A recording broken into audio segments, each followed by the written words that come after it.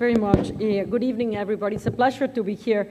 It's actually, I do want to thank very much Dr. Julio Montañer, not just for having invited me here, but for having brought into my attention how powerful prevention and treatment could be. And this was around 2006, 2007, when it was brought to my attention that accelerating aggressively the treatment for substance abusers actually was not only beneficial to them, but very importantly, probably was preventing the transmission of the disease. In a population that is highly stigmatized, and as I was listening today, I realized that, yes, we have a tool, and to me it has been extraordinarily exciting. I remember hearing about it and coming to NIH. I had been at the AIDS meeting and sitting down with Francis Collins when he had just become director of the NIH, and he said, well, Nora, what do you bring? What's scientifically interesting? I said, I just came back from the AIDS meeting, and I was overwhelmed by the notion that we have a way of how to potentially solve a problem. And I realize, and obviously many of you have heard, all of the roadblocks that we have is not straightforward. I mean, the issue is how to do it. But we have a guideline, and that's very different from being in the darkness and not knowing where your solution or where your exit is. We know where it is. We need to figure out the way to get there. And that is, again, very different from where we were not very far ago. So that's why I do want to thank Dr. Montañer, not just for having me here, but for having been such a leader in this area, a very important area of research, and specifically as it targets substance abuse disorders. And I'm going to make it very, very clearly. As we speak about treatment as prevention of HIV, as one of the solutions, we're not going to solve the issue if we don't address substance use disorders. So it is necessary that we address one of the most challenging populations to reach, which is the substance abuser.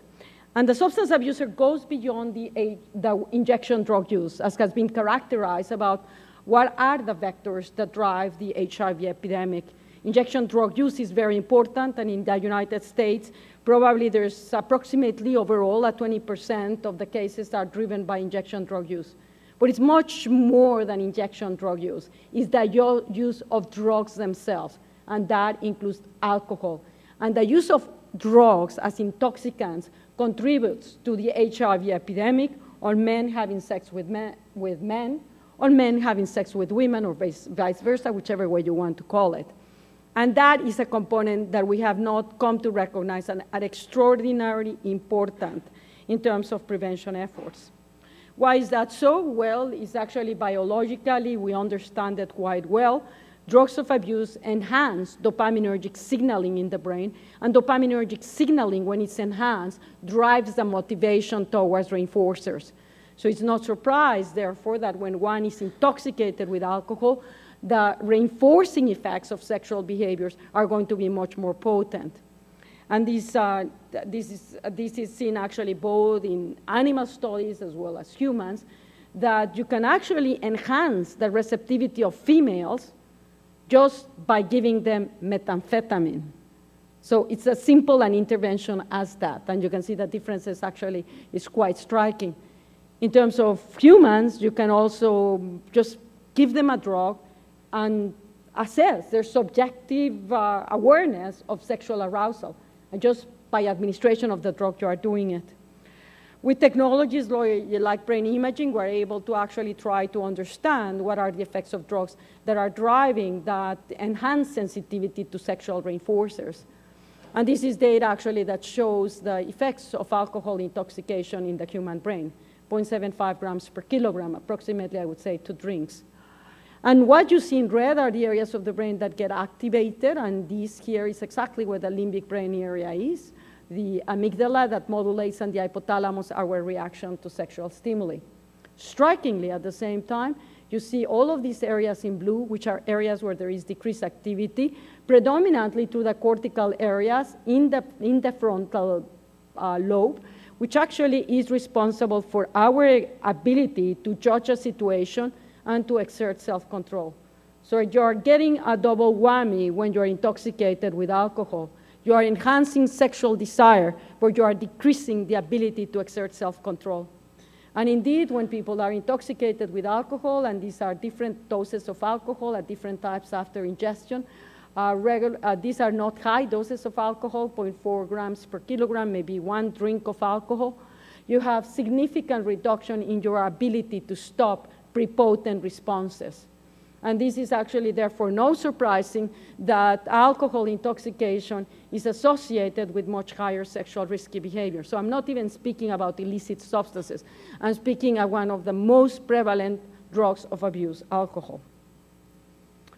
So intoxication with drugs actually, by enhancing sexual arousal and by decreasing self-controls, contributes to the likelihood of engaging in practices that may be risky for sexual transmission of diseases. But chronic administration of drugs, on top of that, changes the brain in ways that amplify the disruption of the intoxication. So the repeated use of drugs, for example, one of the effects that has been consistently reported across humans and animals is it reduces the concentration of a protein, a dopamine D2 receptor, which is predominantly located in the middle parts of the brain, what we call the striatum. Across a wide variety of addiction, people that are addicted have a reduction in the expression of the dopamine D2 receptors. And the dopamine D2 receptors are actually indispensable in regulating prepotent responses. They inhibit prepotent responses. And the brain is actually very smart because it provides precision by creating an inhibitory signal. So we have all of these cues that actually we have controlled by inhibiting. That's actually where a lot of the self-controls comes into place. And the dopamine D2 receptors are actually instrumental in passing those signals. And in drug addiction, they are actually significantly reduced. Therefore, no surprisingly, the lower the levels of dopamine D2 receptors in the brain, the higher the impulsivity on individuals. And this evidently is driven by the fact that the D2 receptors in the striatum regulate the connectivity of the prefrontal cortex, and when these signals are not transmitted to the prefrontal cortex, individuals cannot inhibit prepotent responses. So in a person that's addicted to drugs, whether it's alcohol, whether it is cocaine, whether it is an heroin injected or not, you are going to have already impairment in the ability to inhibit prepotent responses and self-control. So if we need to address the issue of intervening in the individuals that are substance abusers, we have to recognize that you need to treatment for the substance use disorder, because if you're going to implement treatment for antiretroviral treatment and you don't treat the substance use disorders, you're very likely to be unsuccessful. The reality is that substance abuse disorders can be treated. They're effective interventions. There's a lot of prejudice against the treatment of substance use disorders because there is the magical thinking that when you treat someone on a substance use disorder, you are curing them. And unfortunately, we do not have cures for substance use disorders. Addiction is a chronic disease, and it requires consistent treatment. I guess in a way not dissimilar to what we're seeing with antiretroviral therapy. You have to sustain the treatment. The treatment works. Yes, indeed. We have, particularly in the case of heroin addiction, we have treatment for alcohol addiction, we have treatment for nicotine addiction. In the case of heroin addiction, that has been the focus of most of the work because it is directly linked with injection drug use, and that is automatically accepted to be very relevant for transmission of HIV. This data is old. It's a paper from 2008, actually sort of old, that shows that a very simple intervention, methadone, very cheap medication, initiated 1 month before the individual is liberated from prison, dramatically increases the number of individuals that stay in treatment, but also dramatically reduces the number of days that these individuals take heroin. So this is just a simple intervention of initiating methadone 1 month before release and then sustaining it. Very cheap also, medication-wise. So it is useful in the treatment of the substance use disorder heroin. But it is also very useful treating the substance abusers. Actually, is another prevention for HIV. And this was demonstrated many, many years ago, in 1993, in which it compares the seroconversion of individuals with no treatment, injection drug users, partial treatment, or continuous treatment with methadone. And again, the data is dramatic in its ability to see how effective this intervention is. So yes, treating substance abuse disorders is prevention for HIV. So it helps the individual combat their drug use. It helps prevent their transmission of HIV. It also improves their outcomes, by the way. This compares the methadone maintenance therapy versus no therapy in initiation of antiretroviral therapy. Those individuals that are on methadone treatment are much more likely to initiate antiretroviral therapy. And it also improves their outcomes in terms of HIV. These are the odds ratio. This is subsequently, when they are treated, they decrease their heroin use. Their adherence is much greater. Their HIV RNA suppression is better. Their CD4 cell response is better. So it works. It's that win-win situation. And yet, we're not implementing. So, I mean, speaking about difficulties in culture, with Ambassador Gooseby was saying, you have data that is as clean-cut as that, and yet you don't implement. And again, that's one of the big challenges. How do you change a culture? How do you change it? And in the case of substance use disorders, we have the double stigma. The substance abuse disorder individual, that on top of that is HIV positive. And you get at the bottom of the whole point. So you get ignored at multiple levels. So you have also the prejudices that go with how should substance abusers be treated. So despite the evidence that opioid replacement therapy works and it prevents HIV, it's not being implemented in many settings. In the United States, for example, in the criminal justice system, it is rarely implemented. In many countries of the world, it is rarely implemented, even though the fact that in the countries where substance use is the main vector for the transmission of HIV, those countries happen to be also the ones, not surprisingly, because it becomes a circular reasoning, that are not implementing the treatment with methadone that could actually allow them to change this whole epidemiology. So how do we address this as an institute? Well, to me, knowledge gives us tools, gives us weapons, and it is that ultimately helps us change the culture with information and with partnerships. So if we have not been able to succeed on changing the culture of opioid replacement therapies because of the stigma that you're giving one opiate for the other, which is obviously very, very simplistic. They are very different. The medications, methadone or buprenorphine, are very different pharmacokinetics, different potencies from those of heroin. But if we're not going to convince certain cultures, well, let's develop a medication that antagonizes that receptors. And with research and partnerships with pharmaceutical, now there is a new medication available, a long-sustaining, slow release, long-sustaining antagonist for the mu-opioid receptor that has shown very effective results in a clinical trial done in Russia that led to the FDA approval for this medication. So we now have a new tool that will allow us to provide with treatment in those countries where the use of opioid replacement therapies is not accepted, or in environments such as the criminal justice system that, again, rejects the use of opioid replacement therapy. That's one challenge. Second challenge, even in the United States, there are treatments for substance use disorders, but the people that are suffering from these disorders are not getting them. In fact, this is the last survey that from SAMHSA that reports that out of the 22.1 million individuals in the United States that would benefit from treatment, only 4.1 million of them receive some sort of treatment. I'm not even speaking about evidence-based treatment. That comes to 19% of individuals. Many of those treatments are not even provided in the healthcare system. Some of them come in the criminal justice system. Many of them come on community treatment programs. So as it was stated before, can we bring forward, how do we change at one point the medicalization? my perspective in substance use disorders is no. How do we push the concept that the substance use disorders are medical illnesses and should be addressed by the healthcare system? But also, how do we take advantage of those non-healthcare related environments to bring treatment to them?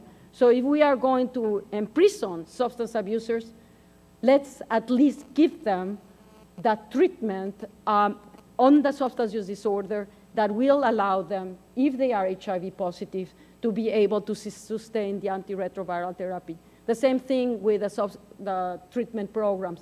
And you would think that the community treatment programs that are dealing with substance use disorders, which is clearly a target population, will be sensitive to that.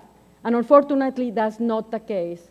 It is very rare to encounter community treatment programs that provide both the screening, the treatment, and the support for continued care in the United States.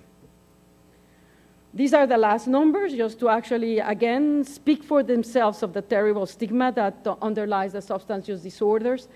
These are the percentage of providers who would defer antiretroviral therapy by CD4 count and injection drug use status.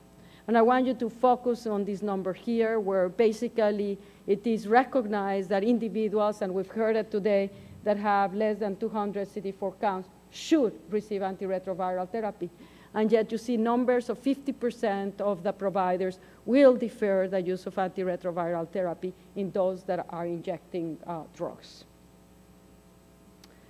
What is driving this? Obviously, there is stigma on substance use. There's the recognition that if you do not treat the substance use disorder, it's going to be very difficult for that individual to maintain the antiretroviral therapy. But there's also the fear that if the person that is injecting drugs is given antiretroviral therapy, because they are not going to be compliant, they are going to be increasing the number of resistant HIV strains. And yet also, again, the data here shows otherwise. This is data, again, from the group of Dr. Montagnier, that indicates that ramping up the treatment of the substance abusers not only does not increase the number of resistant strains, but it actually decreases it. So the data is out there already, not just the data from the group of Vancouver, but also the ALIVE cohort, that show that when you increase seeking, testing, and treating those that are HIV positive in substance abusers, you actually are able to decrease the rate of infection in the general population, So as we think forward in the notion of how to combat and get rid of the HIV epidemic, that's why I say it is necessary that we address the problem of the substance abuse disorders so that we can ramp up, just like the others, seeking them, aggressively seeking them, testing them, and treating them both for the substance use disorder and with antiretroviral for the HIV, and retaining them in treatment, because without that retention, they will relapse. How do we achieve this? And again, I think that one of the big challenges, in my view, is I sort of says, we know how to do it. But we need to integrate our efforts and provide the resources to get there. I love that quote of, we can go far by doing it all together, and yet we can go fast by doing it one. So we need both of them. But at this point, we need to all go together to get there. And so what we've done as part of NIDA is focus. One of the areas that we focus is the criminal justice system. The criminal justice system, unfortunately, overrepresents particularly African Americans. This overrepresentation also corresponds, why the fact to that in the United States, African Americans are also overrepresented on the HIV. So it's not surprising, therefore, that there's a much higher number of people that have HIV, and they are probably unrecognized when they go to the criminal justice system. So it's an incredible opportunity to put an aggressive effort to target that population. And it's also a captive audience, and I'm not saying this in any joking way. They are captive, and we can intervene at that moment to provide the testing and the treatments that when they release them will enable them to have much better outcomes and at the same time to decrease their infectivity to others. So we've generated a virtual network on criminal justice networks associated with the academic communities that has been spearheaded and led by Dr. Redona Chandler, who's here in the meeting, who has brought these investigators together so that we can integrate our efforts and hopefully be able to generate products that then can be disseminated and implemented much more worldwide. We've also started another network of researchers on seek, test, and treat and retain in vulnerable populations that is focused on substance abuse treatment programs to, again, create a partnership and a network that will allow us to move knowledge and findings much more faster. And finally, my task as director, I always say this, my task as director is to get the best brains out there, and in this case for the HIV, that are working on HIV, and to bring them to think on the problems of substance use disorders. And we've generated a very successful mechanism, has been the Avant-Garde program, in which we're actually funding those researchers that are moving very, very rapidly, and sort of giving them the resources so that they can gather others and go far. And of them, of course, one of our stars has been Julio Montañer. He was also the first one to get this award. And through that partnership, we have been able to expand not just our efforts on seek, test, and treat and retain for in substance abusers in the United States, but he has very generous helped us create partnerships across the world. And with that, I want to thank you for your attention.